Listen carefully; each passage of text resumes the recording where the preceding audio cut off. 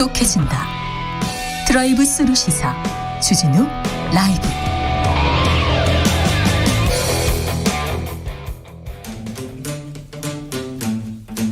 청년의 포부와 패기로 대한민국 정치를 새롭게 하자. 청년의 시선, 요즘 정치.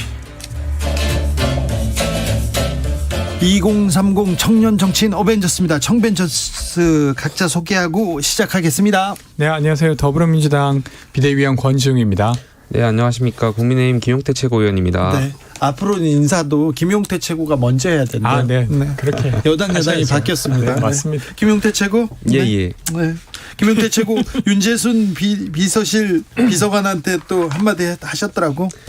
뭐 저는 그렇게 생각합니다. 뭐 인사에 있어서 뭐 결정을 하는 데 있어서 잘한 결정이 있을 수 있고 잘못한 결정이 있을 수도 있는데 제일 나쁜 것이 느린 결정이라고 생각합니다. 대통령실에서 윤재순 비서관을 둘러싼 여러 가지 논란들이 지난 주말부터 계속 있었는데 여러 차례 방치하면서 원론적인 입장을 계속 되풀이하면서 지켜보겠다라고 말씀하시면서 오히려 논란을 더 키웠다고 생각되고요. 그렇기 때문에 어떤 결정을 하든 뭐 경질을 하든 아니면 계속 안고 가든 어떤 결정을 하든 사과가 선행돼야 된다고 생각하고 있고 네. 거기서 국민의 설득을 구하는 과정이 필요하다 생각합니다. 네. 저는 뭐 사과 정도로 끝날 게 아니라 공정과 상식의 기준에 안 맞잖아요. 그러니까 이거는 임명하기 전에 이미 충분히 알 수 있었던 내용입니다. 이제 공식적으로 감사가 있었고 성비위 관련한 문제가 있었던 것이고 징계성 조치도 2번이나 있었고 그리고 그 외에도 보도된 걸 보면 막 발언이 엄청 저는 심각했어요. 그러니까 스타킹을 안 신고 다니는 어떤 여성분에게 뭐 속옷은 입고 다니냐는 둥. 아이고. 그리고 뭐 예를 들면 러브샷 할 때 뭐 옷을 벗고 오라는 등 뭐 이런 사실 지금 상규상으로 봤을 때 말이 안 되는 행동을 했던 사람인데 그래서 심지어 공식적으로 징계까지 받았던 사람을 임명했다는 것 자체가 완전히 그 국민의 눈높이를 완전히 무시한 조치라고 저는 생각합니다. 절대 임명해서는 안 된다고 생각합니다. 좀 그렇죠. 오늘 또 많이 나왔어요. 좀 화나니까 뽀뽀해주라 이런 얘기도 조금 국민의 눈높이하고는 아주 먼데 김용태 최고 얘기처럼 좀 빠른 결정이 필요하지 않나 이런 생각도 해봅니다. 자, 오늘은 어떤 얘기, 팬덤 정치에 대해서 얘기해 보려고 합니다. 네, 어떻게 생각하십니까, 권지웅? 저는 팬덤 정치가 무조건적으로 나쁘다고 보기는 어렵다고 생각하고 근데 네. 좀 우려되는 건 그러니까 자신들 집단의 이야기는 옳고 나머진 다 틀리다라고 하는 거예요. 좀 다르게 말하면 다른 의견은 적이라고 생각하는 거죠. 악마라고 얘기하는 사람들도 많아요. 근데 이제 이 사회 문제라고 하는 게 어떤 특정 그 문제 해결책만으로 풀리지 않을 때가 되게 많이 있습니다. 그래서 내 것이 때로 틀릴 때가 분명히 존재할 텐데 그러려면 상대를 적으로 이해시키면 안 돼요. 근데 그런 면에서 지금 되게 복잡한 이 문제들을 풀어나가기에 좋은 어떤 인식 체계가 아닌 것 같고 되려 그래서 민주당의 경우에도 팬덤 정치화되는 경우가 있는데 그렇게 되면 될수록 경직됩니다. 사고가. 네. 저도 비슷한 생각입니다. 그 팬덤 정치가 결국 독약 같다고 생각하는데 저희가 이제 정치인을 연예인하고 많이 비교를 하잖아요. 근데 분명히 다른 것은 연예인은 물론 당연히 팬덤이 있고 하겠지만 정치인은 항상 냉철한 시선으로 사회 문제를 이끌어야 되는데 자꾸 팬덤 정치에 의존하다 보면 극렬 지지자들을 위한 어떤 언행을 하고 하다 보면 이게 결국에는 말씀하신 대로 갈라치기가 되고 선동이 될 수 있거든요. 그렇기 때문에 팬덤 정치를 지향해야 된다고 저는 생각하고 있거든요. 왜냐하면 저희가 사회 문제를 풀어가는 데 있어서 예를 들면 노무현 대통령 같은 경우에 한미 FTA나 뭐 이라크 파병 같은 경우 본인들의 극렬 지지자들과는 좀 다른 방향 그렇지만 국가의 이익을 위해서 결정하시는 부분도 있었거든요. 근데 그런 점을 잘 못했던 대통령이 아마 문재인 대통령이었던 것 같아요. 선동이나 아니면 이런 지지자들을 위한 어떤 정치를 해 오시다 보니까 이게 결국에는 사회가 분열되고 하지 않았나 그런 점이 좀 안타깝게 생각합니다. 네.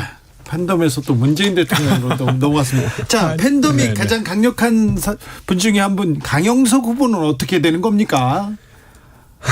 저는 뭐 글쎄 우리 정치를 계속 희화시키는 것 같아가 좀 안타깝게 생각하고 있고요. 문재인 대통령하고 저는 뭐 비슷한 부류라고 생각해요. 같은 선상이라고 생각됩니다. 그냥 결과적으로 본인의 지지자들만을 위한 정치를 해오지 않았나 생각됩니다. 문재인 대통령은 갑자기 그 선에 올리는 건 저는 무적천하다는 거 보고요.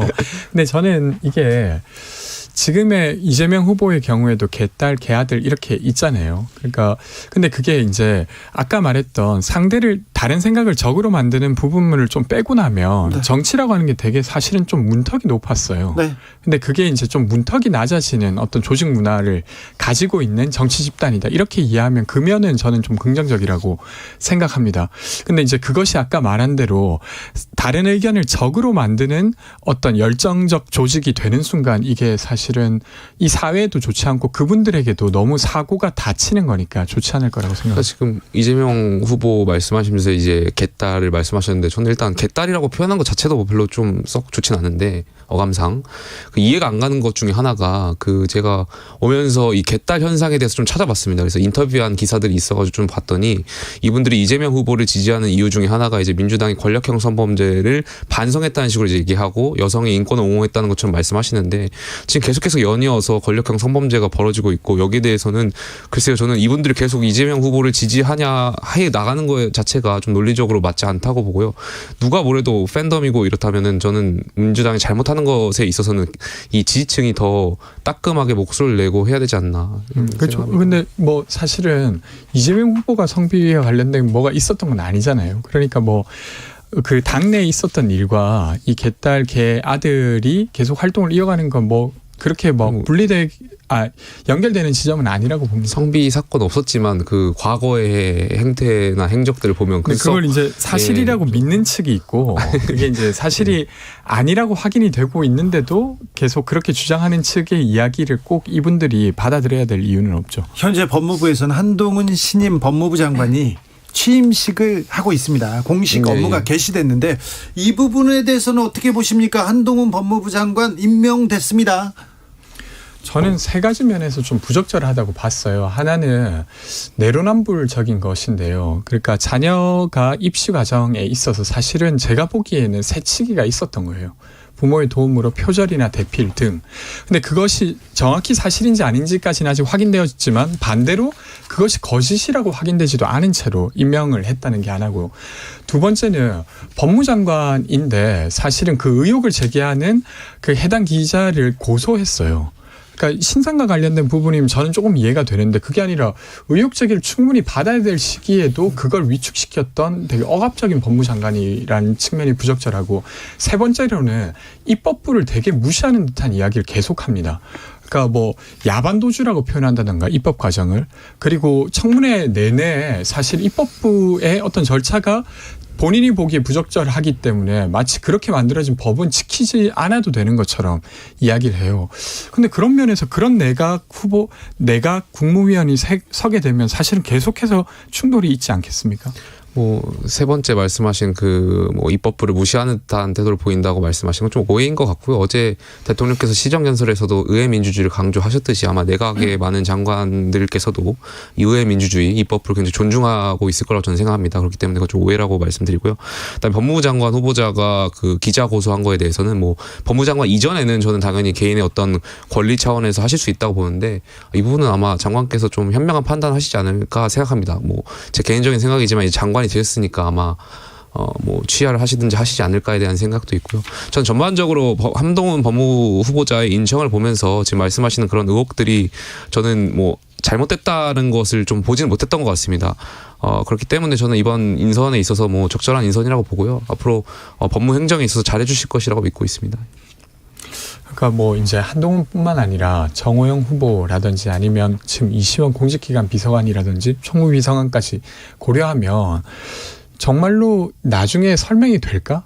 상식 기준으로 처음 출발한 내각의 구성, 대통령실의 비서관, 전 나중에도 설명 안 될 거라고 생각하고 이게 두고두고 발목을 잡을 거라고 생각합니다. 약간 국민의 눈높이 그리고 공정과 상식에서는 좀 벗어나는 거 아닌가 그런 지적도 있으나 민주당이 효과적으로 이런 후보들의 또 좀 뭐 결함 이 후보들의 좀 문제점을 좀 부각하는 데는 좀 실패한 것 같아요. 그 이제 대표적으로 한동훈 그 법무장관 후보 청문회에서 민주당 의원들이 좀 부적절하게 질의했던 것은 저도 좀 아쉽습니다. 제가 생각했을 때 부적절한 정도가 아니라 김남국 의원하고 최강 의원은 저는 해당 행위를 했다고 생각해요. 민주당 입장에서. 민주당에 해를 끼쳤잖아요. 저는 이거는 강하게 엄벌하셔야 된다고 생각합니다. 지도부에서. 인청을 되게 희화화시켰고. 저는 이제 하기 전에 그러니까 인천하기 전에 조금 더 검토하셨으면 어땠을까 이런 생각이 네. 여전히 듭니다. 자, 내일이 5.18 광주 민주화운동 기념일입니다.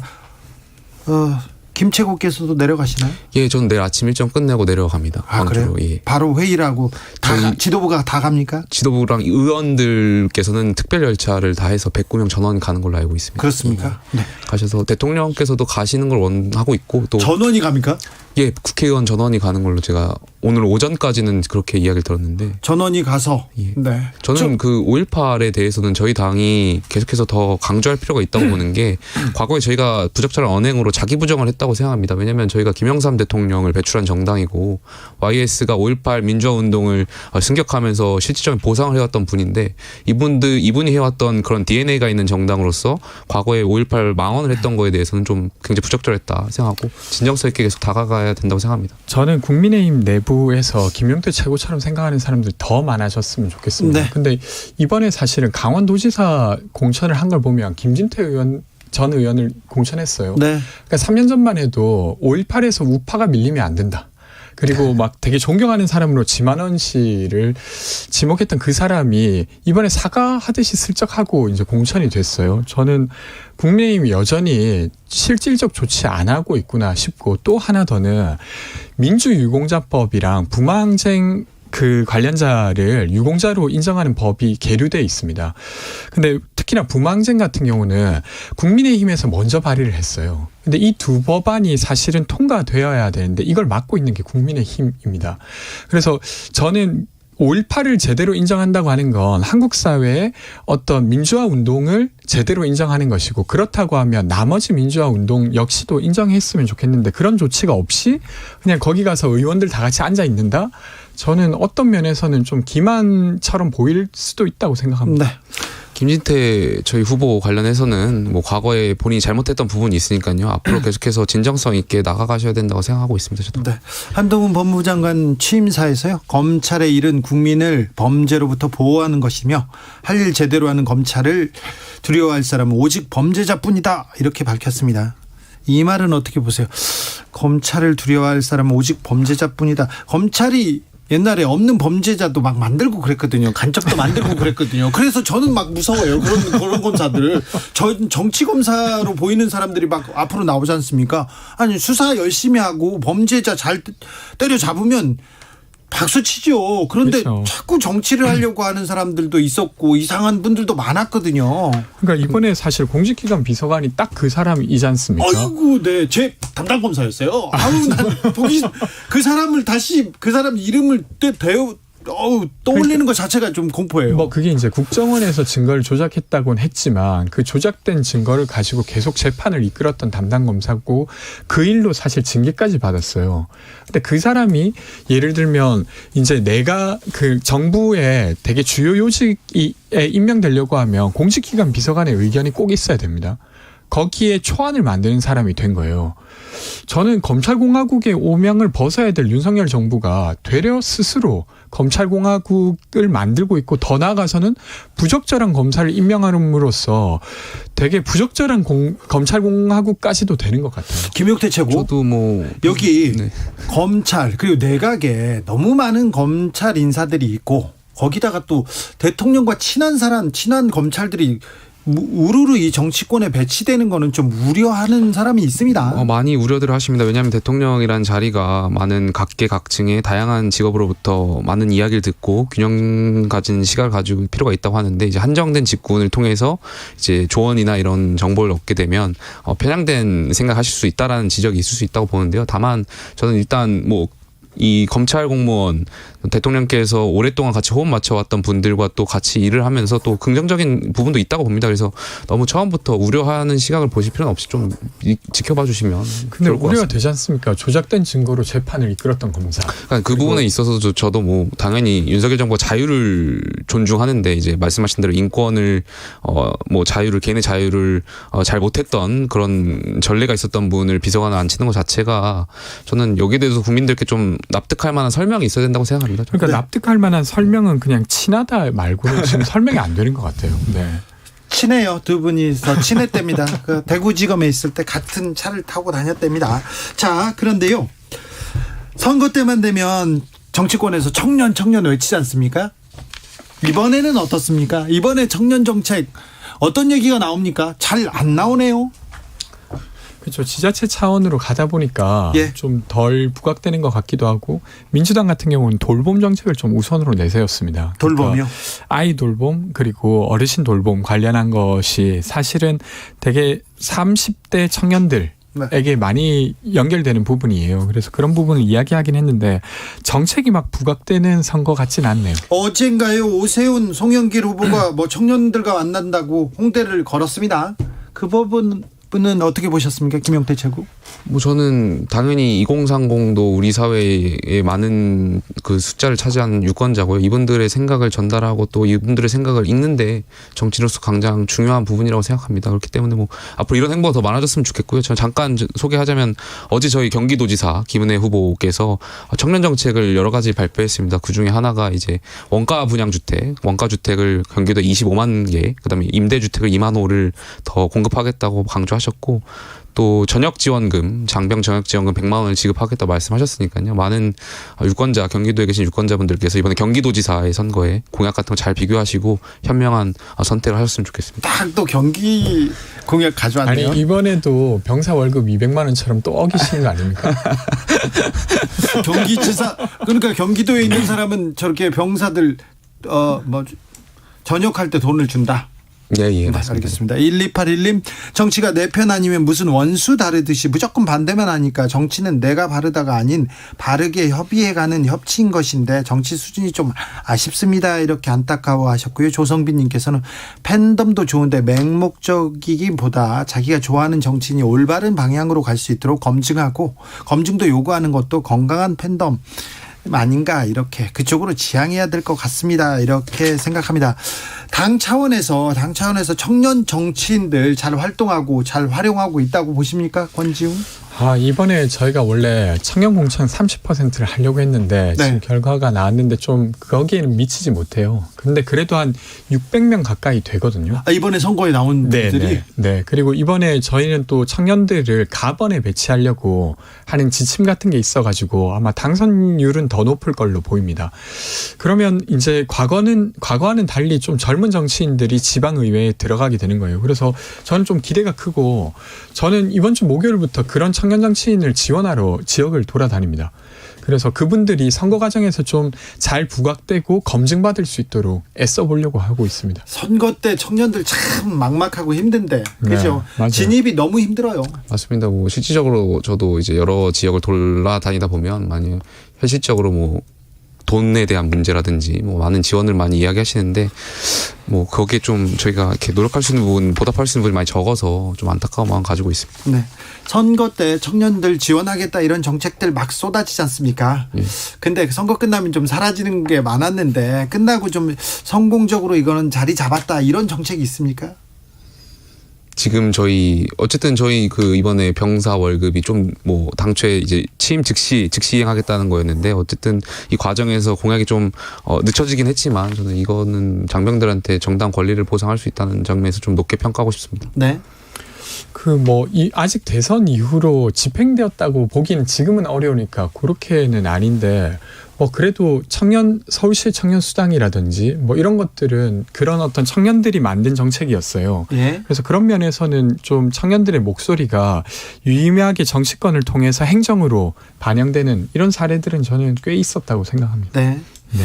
지금 당내에서 여당도 그렇고 야당도 그렇고 성추문, 성비위 사건 계속 얘기 나오는데, 좀 당내에서는 어떤 목소리 나옵니까? 그러니까 저희는 엄청 심각하게 이걸 보고 있고요. 그러니까 일이 일어난 것 자체에 대해서 송구스러움도 있지만 무엇보다 이걸 어떻게 잘 처리하느냐가 저희의 과제인 것 같습니다. 그래서 지금 당내에서는 최고로 할 수 있는 조치로서 제명을 했는데, 국회의원직을 유지하는 것 이것도 사실은 부적절하다는 의견이 민주당 내에서도 많이 있습니다. 박안주 의원의 경우로. 네. 그래서 윤리특위에 지금 제소해 놓은 상태고 아마 윤리특위에서 자문위를 열게 돼요. 네. 외부위원으로 구성된. 여기서 의견이 들어오면 윤리특위를 잘 가동해서 저는 적절한 조치를 늦지 않게 하는 게 민주당이 앞으로 해야 될 일이라고 생각합니다. 국민의힘은 내부의 성비 사건에 대해서는 어떤 얘기 나옵니까? 뭐 저는 뭐 민주당의 지금 권력형 성범죄랑 저희 당은 당대표를 향한 성 의혹 관련해서는 좀 다르다고 보고 있고요. 왜냐하면 피해자가 없고 또 당대표는 부인을 하고 있기 때문에 사실관계를 확인하기가 굉장히 어렵고 지금 경찰에서 수사가 진행 중이니까 이 부분에 있어서 수사가 끝나고 나면 여기서 혐의가 없든 뭐 여기에 적당한 뭐 징계 절차가 있다면 필요하다면 하면 되지 않을까 생각하고 있습니다. 저기 당내 윤리위나 그런 게 꾸려지지는 윤리위는 있는데 이것이 어려운 것이 수사가 하기도 전에 윤리위가 판단하는 건 굉장히 어렵죠. 그렇습니까? 그러니까 증명하기 어려운 문제니까요. 네. 근데 이게 제가 좀 걱정되는 게, 그러니까 이게 그냥 어떤 누가 의혹을 제기한 상태 정도가 아니라 국민의힘 윤리위에서 만장일치로 이걸 조사해야 된다 이렇게 결정했잖아요. 그러면 어떤 정도의 혐의의 근거가 있다는 것인데, 근데 이게 사실이 아니면 문제가 안 되는데 만약에 사실이라고 하면 어떻게 되냐면 공식적으로 그걸 인정했음에도 불구하고 계속 당대표의 지위를 유지시킨 게 돼요. 그래서 저는 좀 우려스럽긴 합니다. 빨리 뭐 해결하겠죠? 처리하겠죠? 예. 네. 김용태, 권지웅 두 분 오늘도 감사했습니다. 감사합니다. 고맙습니다. 네, 요즘 정치였습니다.